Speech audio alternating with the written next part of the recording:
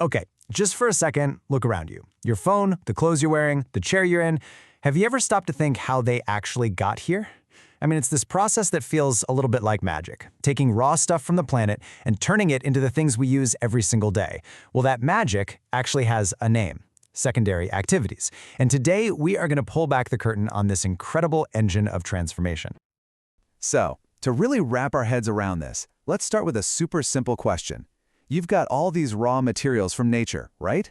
So how does this become this? I mean, think about it. The journey from a fluffy cotton plant in a field to the t-shirt you're probably wearing is the perfect example. It's all about taking something in its natural, kind of useless state and transforming it into something way more useful and, because of that, way more valuable.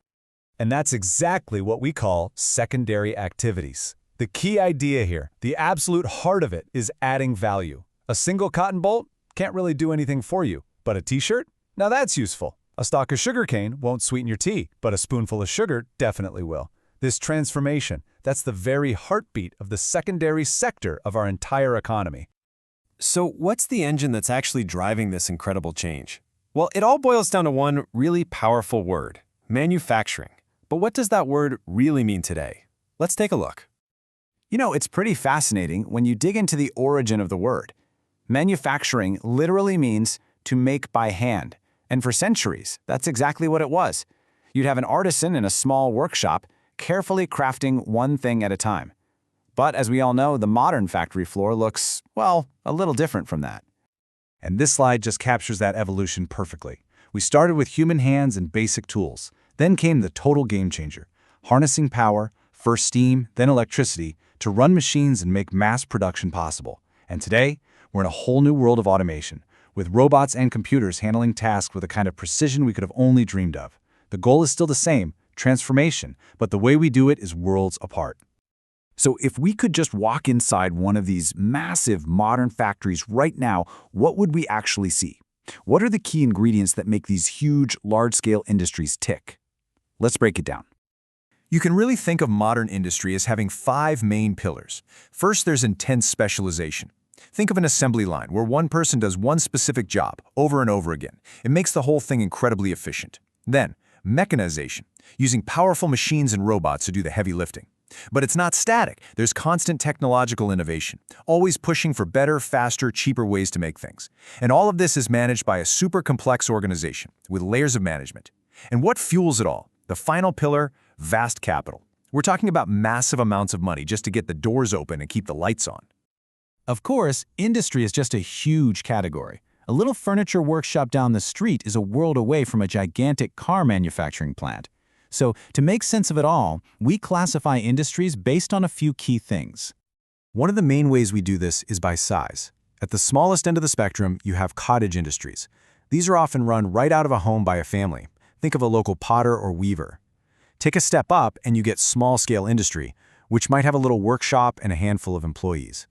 And then you have the giants, large-scale industries. These are defined by huge factories, enormous investments, and a highly specialized workforce. But size isn't the only way to look at it. We can also classify industries based on what they use to make their products. In other words, what's their primary input? This gives us a whole different way to organize things. For example, you have agro-based industries. These take stuff from farms, like turning cotton into textiles or fruit into canned goods. On the flip side, you have mineral-based industries, which are all about processing things dug up from the earth, like turning iron ore into steel or limestone into cement. And it just keeps going. Forest-based industries use timber to give us paper and furniture. Animal-based industries use things like hides and wool to give us leather shoes and warm sweaters. See how that works? The raw material, the input, basically defines the whole industry. So we know what these industries are, and we know how they're categorized, but that brings us to a really fascinating final question. Why are they located where they are? Because, as you can probably guess, it is definitely not random. I mean, why did a car manufacturing hub spring up in Detroit, or a tech hub in Silicon Valley? Why don't you see giant steel mills in the middle of a forest? It all comes down to pure, cold, hard economic logic. It all comes down to a massive calculation, a balancing act between all these factors.